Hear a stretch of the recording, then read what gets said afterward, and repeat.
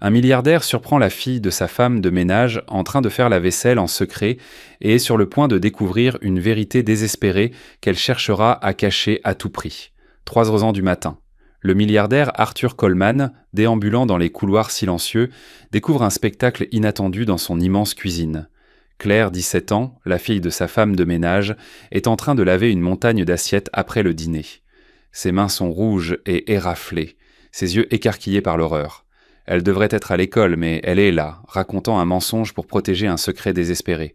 Le milliardaire, un homme qui a bâti sa fortune en lisant les gens, sait que c'est plus qu'une simple fille aidant sa mère. C'est l'indice d'un sacrifice qu'il ne parvient pas encore à comprendre. Il a construit un empire sur sa capacité à voir les schémas, mais le sommeil était un prix qu'il ne pouvait pas payer. Arthur Coleman considérait le silence comme le bruit le plus fort dans son immense et vide manoir. Cette nuit-là, ce silence a été rompu. La grande horloge du foyer sonna 3 heures du matin. Le son était lourd, chaque coup résonnant dans le couloir de marbre. Arthur Coleman se tenait en haut de l'escalier principal, sa robe de soie bien serrée. C'était un homme qui avait bâti un empire mondial du transport maritime, et il y était parvenu en anticipant les problèmes. Il pouvait voir une tempête en mer de Chine méridionale et savoir instantanément quels 300 navires devaient en changer de cap. Cependant, il ne pouvait pas prédire une solution à sa propre insomnie. Il se frotta les yeux. Il faisait froid dans la maison. Il revenait de la bibliothèque avec un lourd livre d'histoire romaine non lu à la main. Il avait essayé de lire, d'écouter de la musique, de méditer, mais son esprit, l'atout qui avait construit sa fortune, ne voulait pas s'éteindre. C'est là qu'il l'entendit. Ce n'était pas un son dangereux, sa sécurité était absolue. Personne ne pouvait entrer dans cette propriété. C'était un petit son, un son secret, le bruit d'un verre posé doucement sur le granit. Arthur se figea. Il écouta. Le son venait du rez-de-chaussée, à l'extrémité de la maison. De la cuisine principale, un frottement silencieux et rythmé d'une éponge sur une assiette. Il marcha dans le couloir. Ses pantoufles en cuir glissaient silencieusement sur les tapis moelleux. Il descendit les escaliers, son esprit fonctionnant à plein régime. Ce n'était pas un voleur ne ferait pas la vaisselle. C'était un employé, mais pourquoi à une telle heure ? Il poussa la lourde porte en chêne de la cuisine principale. La pièce était sombre, éclairée uniquement par une petite lumière jaune au-dessus de la cuisinière industrielle. La cuisine était immense, conçue pour servir de grande réception. C'était une caverne d'acier inoxydable et de bois sombre. Là, perdue parmi les comptoirs, se tenait une fille. Elle était penchée sur un évier profond en acier, le dos tourné vers lui. Elle avait l'air petite et mince. Elle lavait un verre en cristal avec une énergie concentrée et désespérée. Arthur s'éclaircit la gorge. La fille poussa un cri, inspirant brusquement. Elle se tourna si vite qu'elle fit tomber le verre. Il lui glissa des mains savonneuses. « Oh !» « Oh !» s'exclama-t-elle, se précipitant pour le rattraper. Elle l'attrapa de justesse. Ses jointures étaient blanches, ses yeux écarquillés. Elle n'était pas seulement effrayée, elle était terrifiée. C'était une horreur qui semblait bien plus grande qu'une simple peur d'être prise. « Monsieur Coleman » murmura-t-elle. Il ne la reconnut pas. Il avait du personnel, mais il le voyait rarement. Il était géré par son chef de cabinet, George. « Qui es-tu » Sa voix n'était pas cruelle, mais c'était la voix d'un homme habitué aux réponses. « Je suis Claire, monsieur. Claire Miller. » Elle s'essuyait frénétiquement les mains avec un torchon. Ses yeux passaient de lui à la porte. « Je suis la fille d'Hélène. » Hélène Miller, sa femme de ménage. L'esprit d'Arthur se mit en place. Hélène, une bonne femme, fiable, tranquille, toujours professionnelle. Hélène était avec lui depuis 5 ans. « Claire, dit Arthur, entrant complètement dans la cuisine. Il alluma l'éclairage principal. La pièce fut inondée d'une lumière blanche stérile. La luminosité soudaine fit sursauter la fille. Maintenant, il la voyait clairement. Elle avait environ 17 ans. Elle avait les cheveux blonds, mais ils étaient attachés en une queue de cheval négligée et ébouriffée. Des mèches collaient à son front humide. Elle était pâle. La peau sous ses yeux n'était pas seulement sombre, elle était livide, bleuie par un épuisement profond. Elle ressemblait à un combattant qui avait été sur la ligne de front pendant des semaines. « Que fais-tu ici à une telle heure » demanda Arthur. Sa voix était maintenant plus douce. « Où est ta mère ?»« Elle est malade, monsieur, » dit Claire. Les mots sortirent trop vite, trop répétés. « Juste un gros rhume. Elle se sentait très mal. Elle était tellement inquiète pour la vaisselle de votre fête. Je lui ai dit que je m'en occuperais pour qu'elle puisse se reposer. » Les yeux d'Arthur passèrent de la fille à l'évier. Il était rempli à ras-bord. les restes de son dîner pour 30 personnes. Assiettes, casseroles, plats, des dizaines de verres. C'était un travail de traiteur, un travail pour 3 personnes, pas pour une seule enfant. Un gros rhume, répéta Arthur. Il la regarda. Son esprit analysait le mensonge. C'était un mauvais mensonge. Une fille de son âge devrait dormir. Et elle t'a envoyé, à 3 heures du matin, faire son travail. Non. La voix de Claire était brusque, soudain défensive. La terreur avait été remplacée par un éclair de colère. Elle ne m'a pas envoyé. Elle ne sait pas que je suis ici. Je suis venue toute seule. J'ai une clé. Je l'aide les week-ends. Je connais parfois sa routine. Je voulais juste finir avant qu'elle ne se réveille, pour qu'elle ne s'inquiète pas. C'était un mensonge courageux, pensa Arthur, mais un mensonge quand même. Tu devrais être au lit, dit Arthur, croisant les bras. Tu as école demain. Aujourd'hui, plus précisément. Claire tressaillit. C'était un mouvement minuscule, presque invisible, une tension des épaules, un abaissement rapide des yeux. Arthur l'avait vu. Il avait construit sa fortune en lisant les tressaillements de ses concurrents à travers la table de négociation. Un tressaillement signifiait une vérité cachée. « Oui, monsieur », murmura-t-elle, ses yeux fixés sur le sol. « Je vais bientôt finir, je vous le promets. Je ne vous dérangerai plus. Je suis très silencieuse. » Elle se retourna vers l'évier, comme si on lui avait donné la permission de partir. C'était un signal clair. « Je vais tard, canaille et tard, mais s'il vous plaît, faites donc partez. » Arthur ne partit pas. Il resta là pendant 1 minute entière, la regardant laver. Il voyait ses petites mains, rouges et éraflées par l'eau chaude et le savon. Il regarda autour de la cuisine. Son regard tomba sur un sac à dos posé près de la porte de service. C'était un vieux sac à dos bleu délavé. Les fermetures éclairs étaient entendues, il semblait lourd. Suspendu à la fermeture éclair principale se trouvait un ruban bleu et or vif d'étudiant d'honneur. Les yeux d'Arthur se plissèrent. Il connaissait ce ruban. C'était le ruban porté par les meilleurs diplômés, valédictorians, à la remise des diplômes. À côté, glissée dans une poche latérale enfilée, se trouvait une petite photo encadrée. Elle était vieille. Une jeune femme et un homme en uniforme militaire soigné. Arthur regarda la fille, la montagne de vaisselle, le ruban d'étudiant d'honneur. Meilleur diplômé, faire la vaisselle à 3 heures du matin. Mensonge, épuisement. Ces pièces ne s'emboîtaient pas. C'était un schéma brisé. Et Arthur Coleman détestait les schémas brisés. « Laisse la vaisselle, dit Arthur. Claire s'arrêta. Ses mains se figèrent dans l'eau savonneuse. « Monsieur, laissez-la. Rentrez chez vous, dormez. »« Mais ma mère, elle sera tellement bouleversée si ce n'est pas fait. Elle aura des problèmes. »« Je m'occuperai de ta mère, dit Arthur. Son ton était doux, mais ne laissait aucune place à la discussion. « Rentrez chez vous, Claire. » Elle hésita, ses épaules s'affaissèrent. Ce n'était pas seulement du soulagement, c'était de la défaite, comme si elle avait échoué dans sa mission. « Oui, monsieur. Merci, monsieur. » Elle retira rapidement le lourd tablier mouillé. Elle attrapa son sac à dos, le jeta sur une épaule et se glissa par la porte de service dans l'obscurité de l'aube. Arthur resta seul dans l'immense cuisine silencieuse. Le silence était revenu, mais maintenant il était rempli de questions. Il visualisa le ruban de la meilleure diplômée.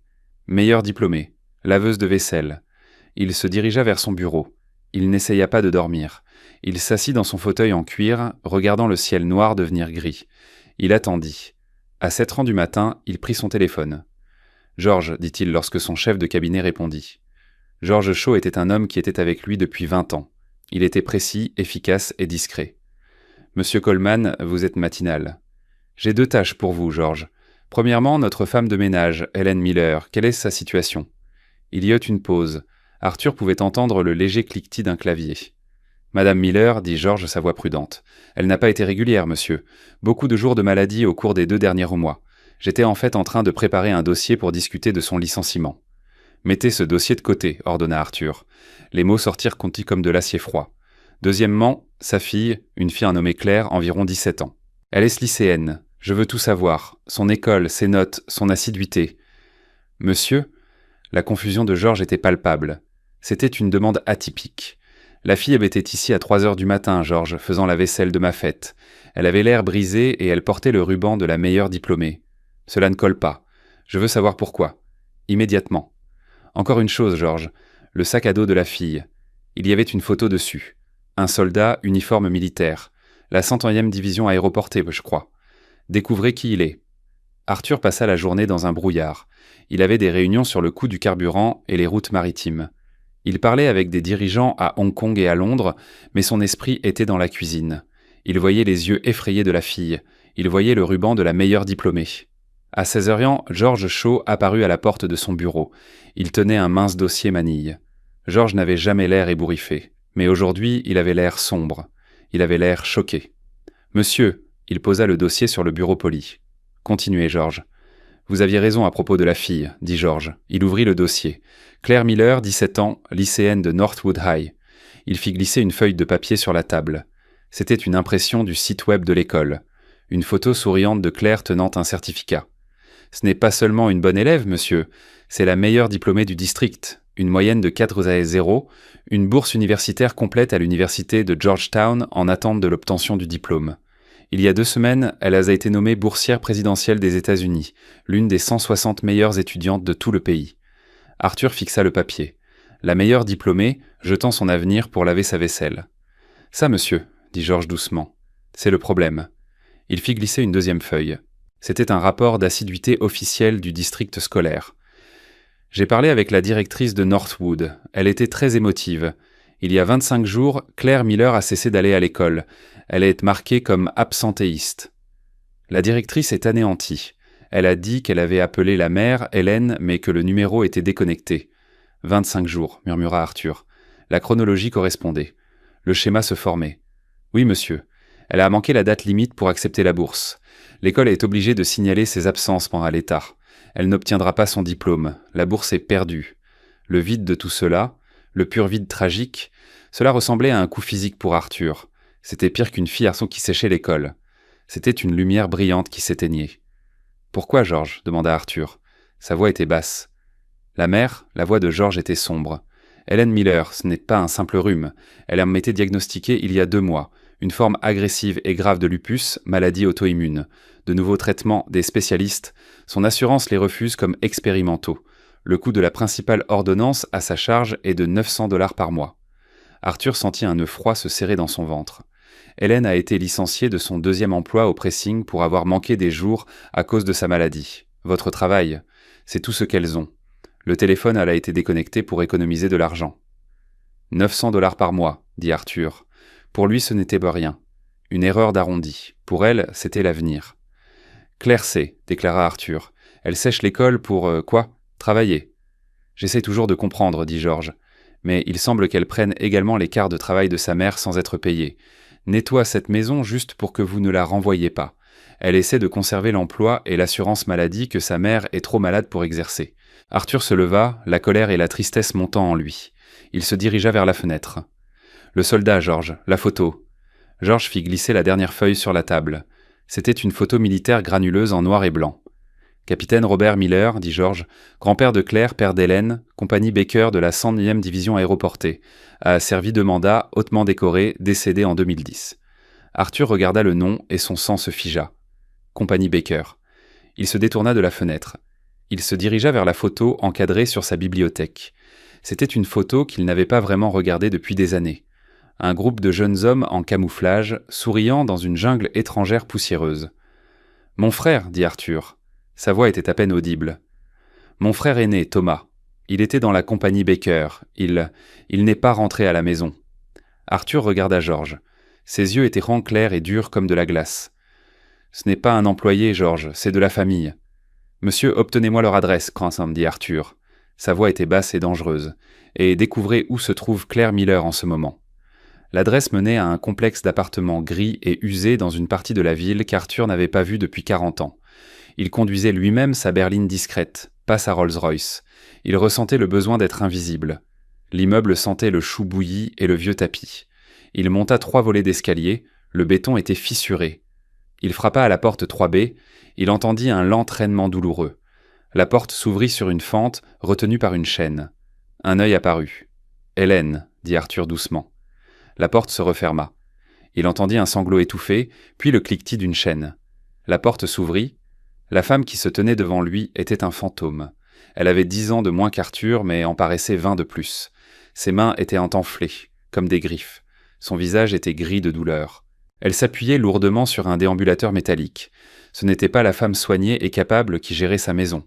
« Monsieur Coleman » s'écria-t-elle. Sa voix était pleine de honte.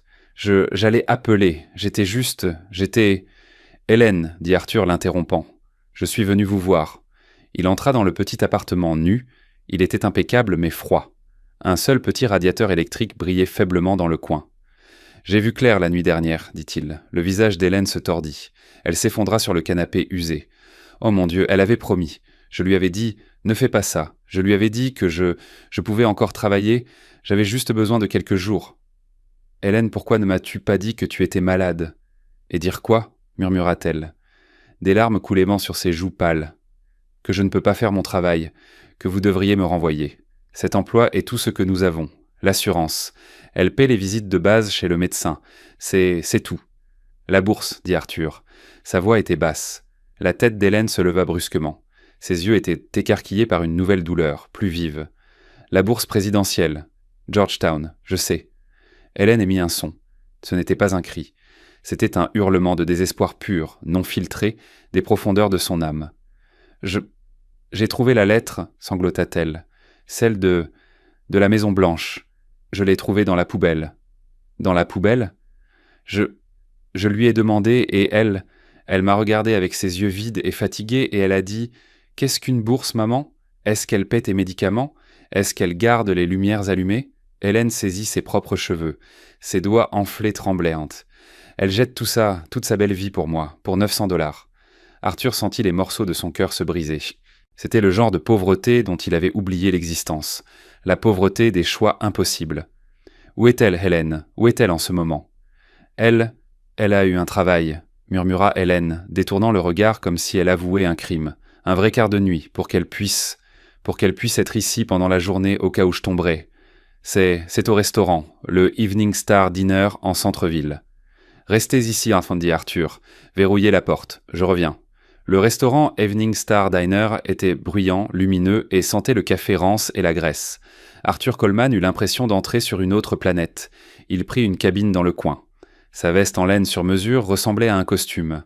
Une serveuse, une femme âgée avec un visage gentil et fatigué, s'approcha de lui. « Que désirez-vous, cher ?»« Juste un café noir, » dit Arthur. Il scanna la pièce et là il la vit. Claire se déplaçait entre les tables, portant un lourd plateau brun. Sa queue de cheval blonde était cachée sous un filet à cheveux bleus. Son uniforme était une taille trop grande, avec le nom Patty brodé en rouge sur la poche. Elle se déplaçait avec une efficacité sombre et mécanique. Elle ne souriait pas. Elle versait de l'eau dans les verres, débarrassait les assiettes et prenait les commandes. Elle avait 17 ans, était boursière présidentielle et avait l'air de faire cela toute sa vie. Il la vit tressaillir lorsqu'elle souleva un lourd récipient rempli d'assiettes. Il vit le gérant, un homme petit et en colère dans une chemise blanche tachée, lui hurler des ordres. Elle hochait simplement la tête, son visage vide, et continuait de bouger. « Elle est tout à fait comme sa mère, » pensa Arthur, s'efforçant de ne pas craquer. Il attendit. Il sirota son café, qui était amer et aqueux. Il la regarda pendant 20 minutes. Il la regarda courir. Il la regarda essayer d'être invisible. Elle débarrassait la cabine à côté de lui. Ses bras étaient surchargés d'assiettes. « Claire, dit-il. » Sa voix n'était pas forte, mais elle transperça le bruit du restaurant. Elle se figea. Le cliquetis des assiettes dans ses mains s'arrêta. Elle se tourna lentement. Ses yeux le trouvèrent dans le coin. Son visage devint pâle, puis blanc. Le sang s'en était retiré. Elle le regarda. Elle regarda son uniforme gras. Elle regarda le hamburger à moitié mangé sur l'assiette qu'elle tenait. Et le plateau, surchargé et lourd, glissa de ses mains tremblantes. Il s'écrasa sur le sol avec un fracas assourdissant. Les assiettes se brisèrent, les verres explosèrent, le ketchup et les restes de nourriture giclèrent sur le linoléum. Tout le restaurant se tut. Claire se tenait là, fixant le désordre. La regardant, ses épaules commencèrent à trembler. « Miller !» rugit le gérant derrière le comptoir. Son badge indiquait Mitch. « Qu'est-ce que tu penses faire ? Ça va être déduit de ton salaire. » Claire ne regarda pas le gérant. Elle regarda simplement Arthur. Ses yeux, qui avaient été si effrayés dans la cuisine, étaient maintenant remplis d'une autre émotion, plus profonde, une humiliation totale et absolue. Elle tomba à genoux et, de ses mains nues, commença à ramasser les éclats de verre.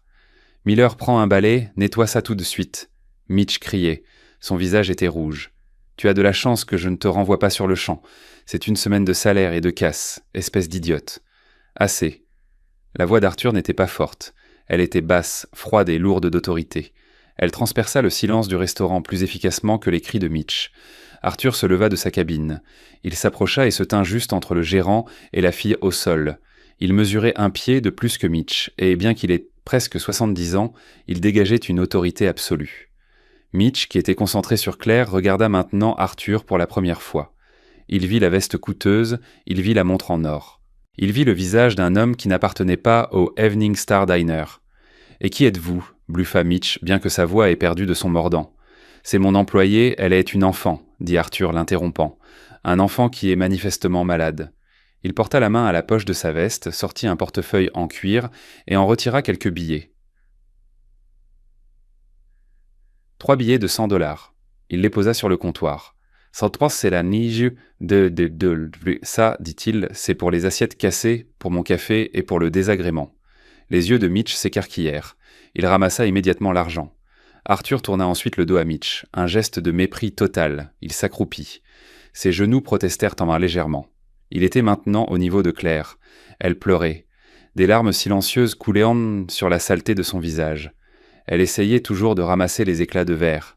Ses mains tremblaient en. « Claire, dit-il, sa voix était maintenant douce mais ferme. « Levez-vous, vous partez. »« Je ne peux pas, murmura-t-elle. Les mots étaient étouffés. « Mon quart de travail. J'ai besoin de ton quart. » « Il est terminé. » Il lui tendit la main. C'était une main propre et solide. La main qui signait des contrats de milliards de dollars. Elle la regarda pendant un moment. C'était une bouée de sauvetage. Lentement, tremblante, elle posa sa petite main grasse dans la sienne. Arthur la souleva comme si elle ne pesait rien. Il ne la lâcha pas. Il la tenait par la main et la tourna vers la porte, la protégeant des regards des autres clients. « Attendez » appela Mitch, réalisant soudain qu'il perdait une employée, même une qu'il traitait mal. « Vous ne pouvez pas juste, elle doit... » Arthur s'arrêta à la porte. Il regarda Mitch. « Elle a fini, dit-il. » Et par la façon dont il le dit, Mitch comprit que c'était la vérité. Arthur Coleman poussa la porte vitrée et emmena Claire Miller dans l'air froid de la nuit, laissant derrière lui les assiettes cassées et l'odeur d'oignons frits. La voiture était un cocon de silence. C'était une berline sombre et lourde, pas une des voitures les plus voyantes d'Arthur. Elle sentait le vieux cuir et légèrement son tabac à pipe. Il faisait chaud.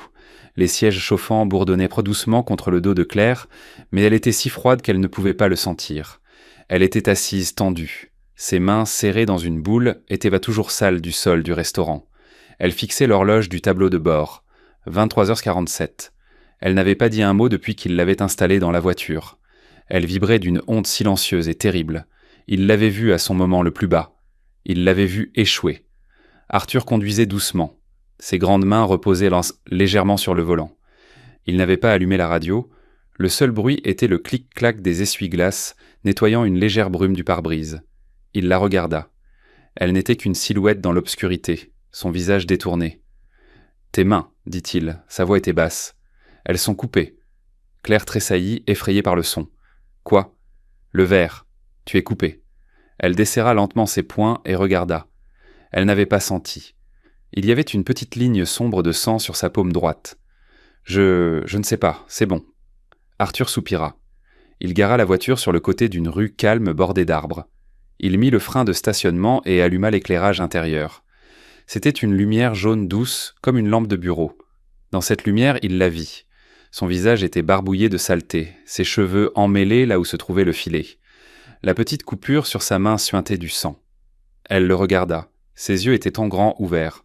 « Qu'est-ce que vous faites ?»« Ça va piquer, dit-il. » Il ne répondit pas à sa question. Il tendit la main vers la boîte à gants. Sa voiture était, comme sa vie, organisée. Il sortit une petite trousse de premier secours noire. Il l'ouvrit, sortit une lingette antiseptique et un pansement.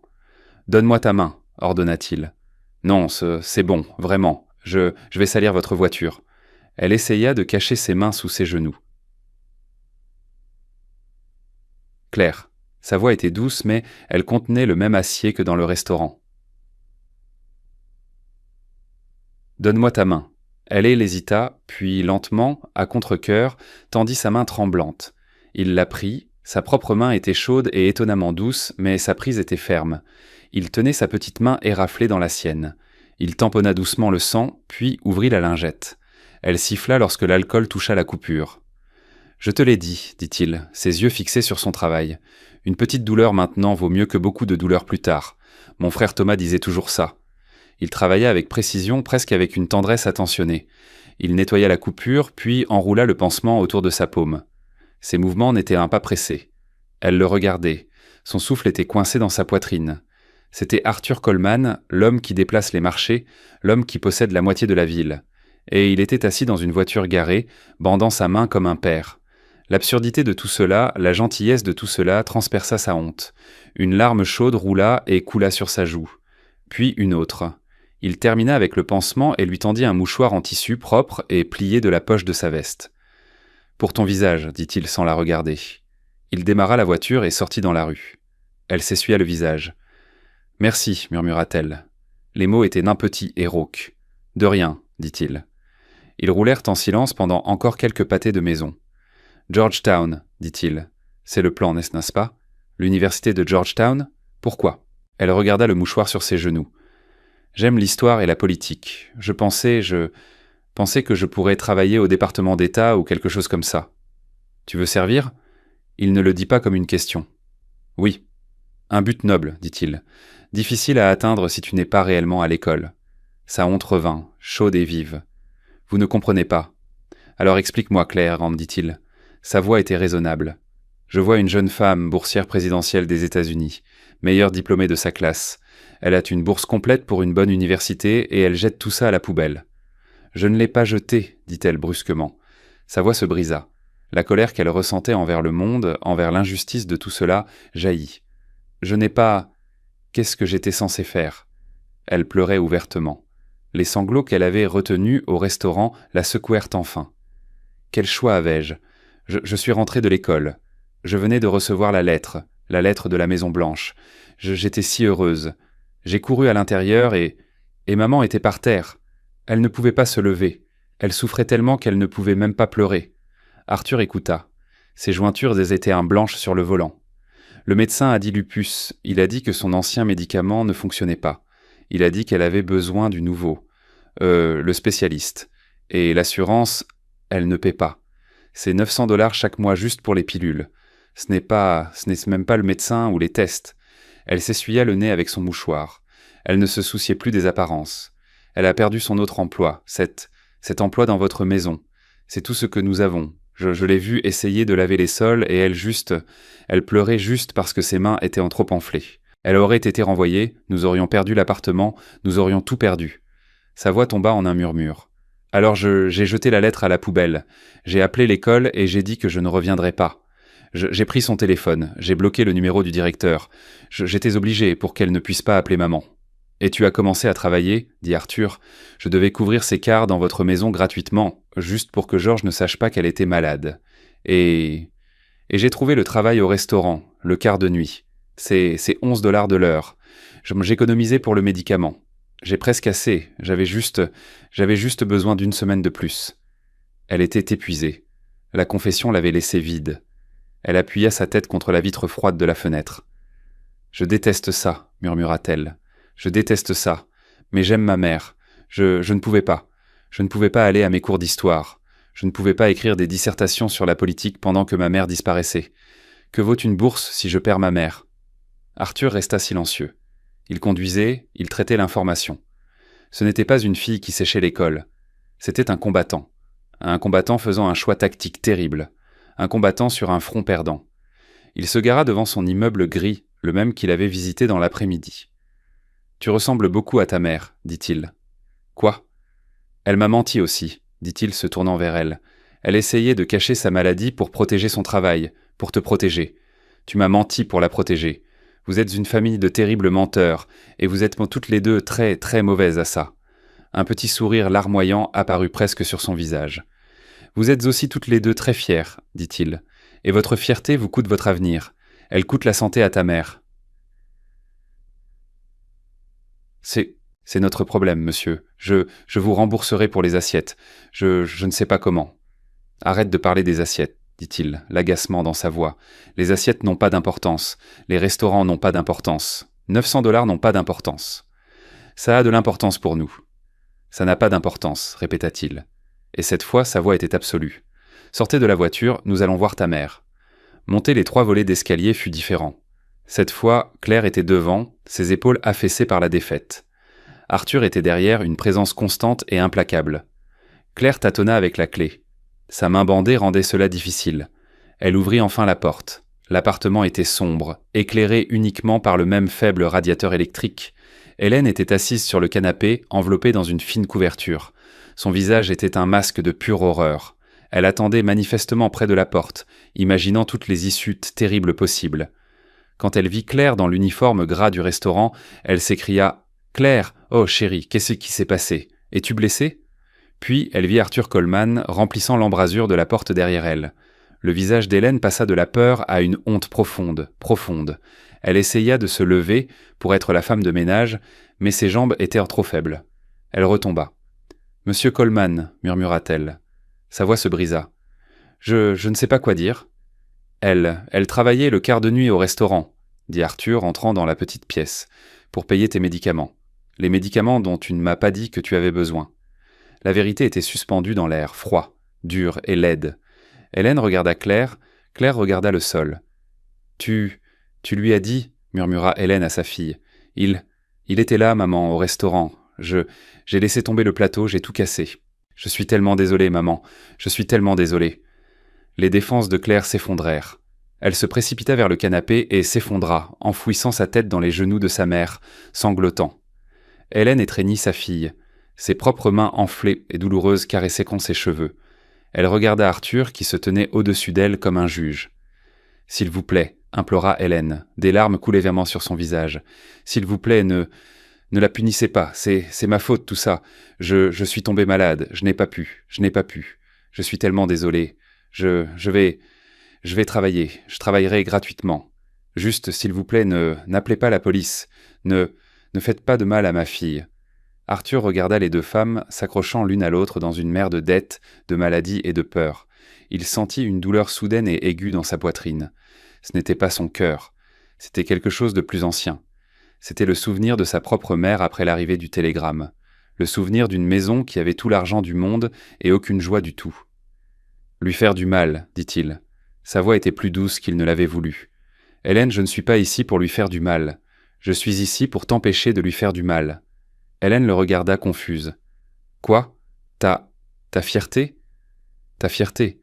Tu la laisses détruire toute sa vie, toute sa brillante vie, parce que tu es trop fière pour demander de l'aide. »« Aide ?» dit Hélène comme si le mot était étranger. « De qui?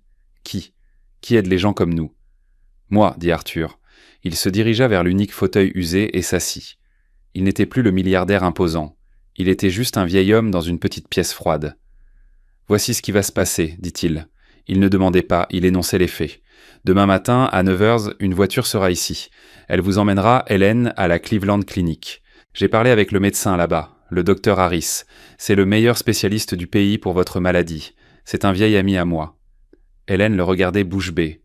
Je ne peux pas. Le coût, je ne peux pas. Vous ne discuterez pas du coût, dit Arthur. Vous discuterez de votre santé. Tout était payé. Le transport, le traitement, le médicament, tout. Payé? Mais pourquoi? Il leva la main. « Je n'ai pas fini, Claire. » Claire leva son visage en larmes des genoux de sa mère. « Mon assistant George sera à Northwood High à 8h du matin. Il rencontrera votre directrice. Il expliquera l'urgence médicale familiale qui a causé votre absence. Il expliquera que vous passerez vos examens de fin d'année.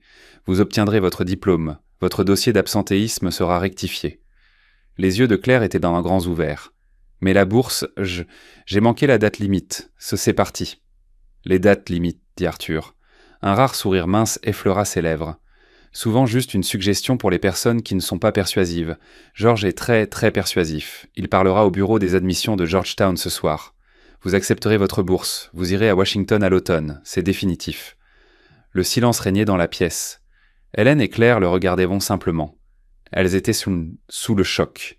Il avait résolu en 2 minutes les problèmes qui les accablaient en temps depuis des mois. Hélène fut la première à parler. Sa voix était un murmure fragile. « Monsieur Coleman, pourquoi cela? C'est de la charité. Nous ne pouvons pas accepter ça. C'est trop. » Arthur se pencha en avant. La fatigue de son insomnie de 3h du matin revint. Mais c'était une fatigue différente. « Ce n'est pas de la charité, Hélène, dit-il. Il la regarda. Ses yeux étudiaient son visage. « Je suis venu ici cet après-midi. J'ai vu votre appartement. J'ai vu la photo près de votre porte. » Hélène jeta un coup d'œil à la petite table d'appoint encombrée. La petite photo, l'homme en uniforme militaire. La main d'Hélène se porta à sa gorge. Mon père, mon papa. Robert Miller, dit Arthur. Oui, dit Hélène. Sa voix était pleine de fierté filiale. Le capitaine Robert Miller. Arthur hocha la tête lentement.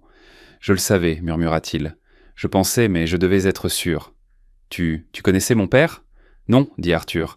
Je n'ai jamais eu cet honneur, mais j'ai entendu parler de lui. Il fit une pause, choisissant ses mots. C'était une histoire qu'il portait depuis 50 ans. J'avais un frère aîné, dit Arthur. Sa voix était lointaine. Ses yeux regardèrent le mur, dans le passé. Il s'appelait Thomas, Tommy. Il était tout ce que je n'étais pas. Il était bruyant, drôle et courageux. Je l'adorais. Claire et Hélène écoutèrent sans bouger. J'étais à l'université, j'étudiais les affaires. Il s'est engagé dans la 101e division aéroportée. Il a été envoyé au Vietnam dans la compagnie Baker. Les yeux d'Hélène s'écarquillèrent. C'était la compagnie de mon père. Oui, dit Arthur. Ton père était son capitaine, Tommy. Il n'est pas rentré à la maison. Il avait 20 ans. Ça a détruit ma mère. Ça a brisé notre famille. Il baissa les yeux sur ses propres mains, les mains qui avaient abattu un empire. Après que c'est arrivé, ma mère, elle a juste dépéri. Mais ensuite, une lettre est arrivée. Elle était du capitaine Robert Miller, de ton père. Il écrivait à propos de Tommy. Il disait que mon frère était courageux. Il racontait l'histoire de la façon dont mon frère avait sauvé 2 autres hommes. Il a dit à ma mère que Tommy n'était pas seul, qu'il le tenait par la main. Il lui a dit qu'il était fier d'avoir servi avec lui. Arthur a dû s'arrêter. Il s'éclaircit la gorge. Il a écrit 3 lettres, Hélène, à une femme qu'il n'avait jamais rencontrée, à propos d'un garçon qu'elle avait perdu. Ces lettres, elles ont été la seule chose qui a maintenu ma mère en vie. Elles étaient un cadeau de paix. Il nous l'a rendu. Il nous a rendu mon frère. Il porta la main à sa poche intérieure et sortit son portefeuille. D'un pli usé et caché, il sortit un petit morceau de papier carré. Il était vieux, fissuré au pli. C'était la photo, la même que celle sur sa bibliothèque. Le groupe de jeunes hommes dans la jungle. Il la tendit à Hélène. Elle la prit d'une main tremblante. Elle vit le groupe de garçons fatigués et souriants, et au centre, le jeune homme avec un visage gentil et fort. À côté de lui, un garçon plus grand et souriant, avec un bras passé autour de son épaule. « C'est mon père », murmura Hélène. Son doigt traça le visage. « Et ça ?» dit Arthur, pointant le garçon souriant. « Mon frère, Tommy. » Claire se pencha. Ses yeux étaient grands ouverts. Elle vit son grand-père, jeune et plein de vie, l'homme qu'elle n'avait connu que comme un vieil homme tranquille sentant le tabac. « Oh, Claire, tard !»« Ton père, » dit Arthur, sa voix était pleine d'émotion, n'a laissé personne derrière lui, ni ses hommes, ni même leur mémoire. Il regarda Claire. Il vit son visage pâle et épuisé. Il vit son cordon d'honneur. Il vit les yeux de son grand-père. « J'ai été un homme très, très riche pendant très longtemps, » dit Arthur, « mais j'ai toujours porté une dette que je ne pouvais pas rembourser. Une dette envers ton père pour sa gentillesse, pour son honneur. » Il se leva. « Ce n'est pas de la charité. C'est de la famille. C'est une dette. 50 ans de retard. Ton grand-père a sauvé ma famille, Hélène. Maintenant, tu vas me permettre d'aider la sienne. » Arthur regarda sa montre. Il était après minuit. « La voiture sera là pour vous à 9h du matin, Hélène, » répéta-t-il. Sa voix était douce mais ferme. « Veuillez être prête. L'équipe du docteur Harris vous attendra. » Hélène hocha simplement la tête. Ses yeux étaient toujours fixés sur la vieille photo dans sa main. « Claire, » dit-il. Elle leva les yeux. Son visage était rouge et gonflé. « Je t'attends à l'école à 8h30. Mon assistant Georges te rencontrera. Tu entreras, tu parleras à ta directrice et tu prendras des dispositions pour passer tes examens de fin d'année. »« Oui, monsieur, » murmura-t-elle. « Bien. » Il se dirigea vers la porte puis s'arrêta. « Et Georges a également reçu l'ordre de rétablir vos services publics et d'organiser une livraison de l'épicier. Vous ne pouvez pas avancer si vous avez froid et faim. » Il regarda Hélène. « Il n'a laissé personne derrière lui, Hélène, » dit Arthur doucement. « Il est temps que sa famille soit également prise en charge. » Il partit. La porte se referma avec un bruit sec. Pendant 1 minute entière, la mère et la fille ne bougèrent pas. Puis Hélène laissa échapper un long soupir tremblant. Un son qui était à moitié sanglot, à moitié rire. Claire se précipita dans la petite cuisine. Son corps céda enfin au stress de la nuit. Quand elle cessa de trembler, Hélène était là, appuyée sur le déambulateur, tenant un verre d'eau. « Maman !» murmura Claire, sa gorge était sèche. « C'est réel. » Hélène regarda autour du petit appartement froid. Elle regarda la vie de coupure de courant à côté de l'uniforme de travail abîmé de sa fille. Puis elle regarda la photo vieille de 50 ans dans sa main. « Je pense que oui, chérie, » dit Hélène. Sa voix tremblait. « Je pense que ton grand-père vient de nous sauver. » Les 2 semaines suivantes furent un flou. C'était comme regarder une vie se reconstruire par une équipe invisible et efficace. À 8h30, Claire, tremblante, rencontra George Shaw à Northwood High. C'était un homme dans un costume simple et parfait. Il était calme, professionnel et réglait tout. La directrice, Madame Dwight, se précipita hors de son bureau. Son visage était un mélange d'inquiétude et de soulagement. « Claire, oh ma chérie, nous étions si inquiets. »« C'était une urgence médicale familiale, Madame Dwight, » dit George doucement, lui tendant un dossier. Claire était la principale soignante de sa mère. Voici la documentation de la Cleveland Clinic. Les yeux de la directrice parcoururent les lettres. La sévérité de l'administratrice disparut, remplacée par une profonde sympathie. « Oh, ma pauvre enfant !» dit-elle à Claire. « Pourquoi n'as-tu rien dit ?»« Je ne savais pas comment, » murmura Claire. « C'est réglé, dit George. Nous devons juste organiser ces examens de fin d'année. »« Bien sûr, oui, tout ce que vous voulez. » Pendant que Claire était à l'école, une autre voiture était venue chercher Hélène. Elle était terrifiée, mais à la Cleveland Clinic, les infirmières attendaient rang déjà. Elles connaissaient son nom. Le docteur Harris, un homme aimable aux yeux chaleureux, s'assit avec elle pendant 1 heure.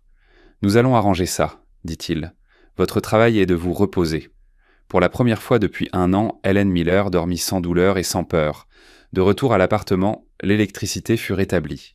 Le chauffage au gaz s'enclencha, remplissant les pièces de chaleur. Un service de livraison d'épicerie arriva avec des boîtes de nourriture, de vraie nourriture. Claire s'assit à sa petite table. Ses vieux manuels scolaires étaient ouverts. Elle étudiait, elle passait ses examens. Les mots sur la page n'étaient pas plus un rappel de la vie qu'elle avait perdue. Ils étaient une carte.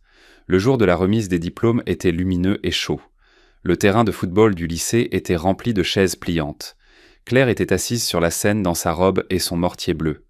Le cordon d'honneur bleu et or était drapé autour de son cou. Elle regarda la foule. Au 3e rang, elle les trouva.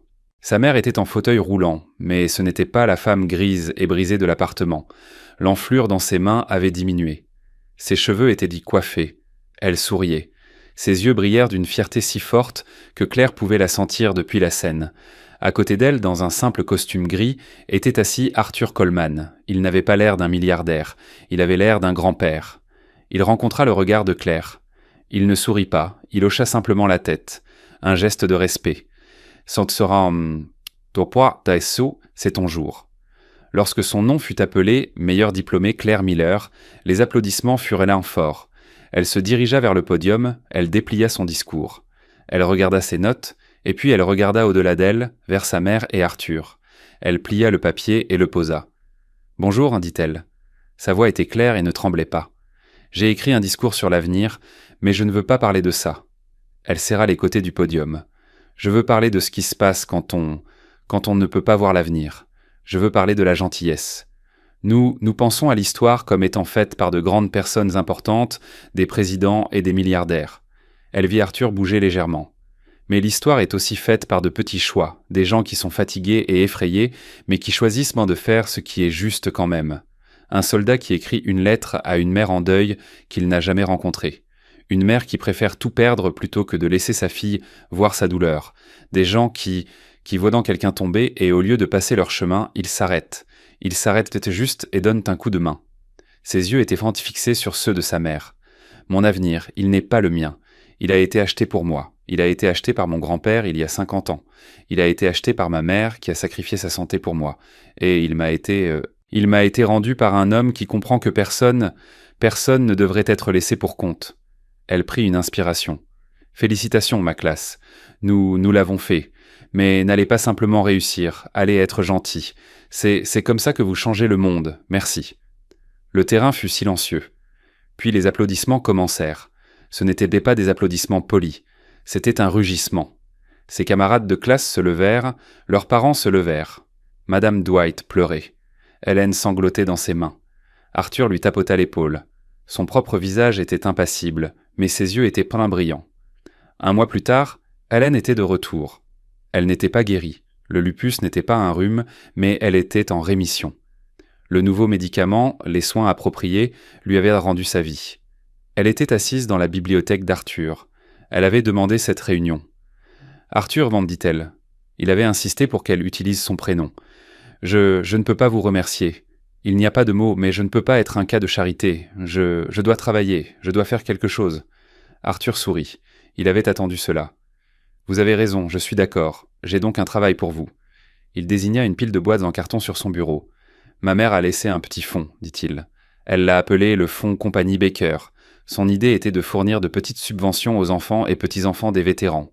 Une aide pour les livres ou un acompte, un peu de gentillesse comme elle l'appelait. Il soupira. Après sa mort, je l'ai laissé devenir inactif. J'étais occupé, je construisais des choses. J'ai oublié. Il la regarda. Ses yeux étaient bons de sérieux. J'ai relancé le fonds. Je l'ai doté correctement. Mais il a besoin d'un directeur. Il a besoin de quelqu'un qui lit les lettres pour trouver les gens qui ont besoin d'aide, pour en être le cœur. Hélène le regarda, confuse. « Mais je suis une femme de ménage. »« Non, dit Arthur, tu es la fille d'un vétéran. Tu es une femme qui comprend le sacrifice. Tu comprends ce que c'est d'être dans le besoin et d'être trop fière pour demander. Je ne peux penser à personne de plus qualifié. » Hélène regarda les boîtes. On ne lui offrait pas de la charité, on lui offrait un but.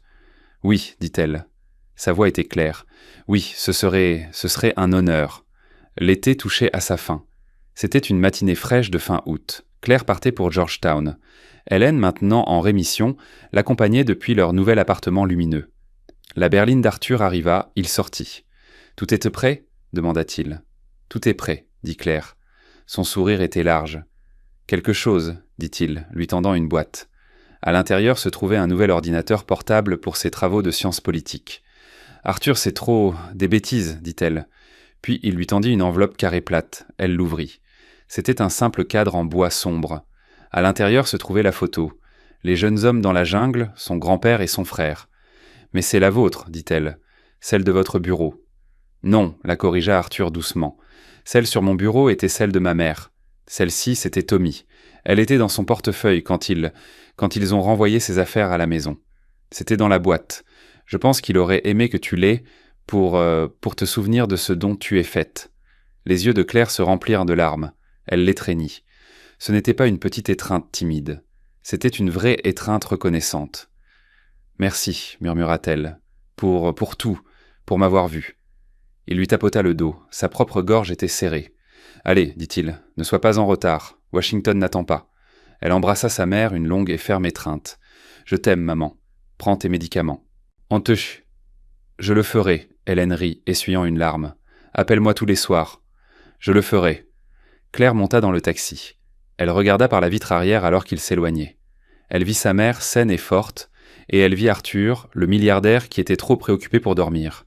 Il tenait Hélène par les épaules, deux personnes de deux mondes différents, debout sur le trottoir, regardant l'avenir qu'ils avaient reconstruit ensemble s'éloigner.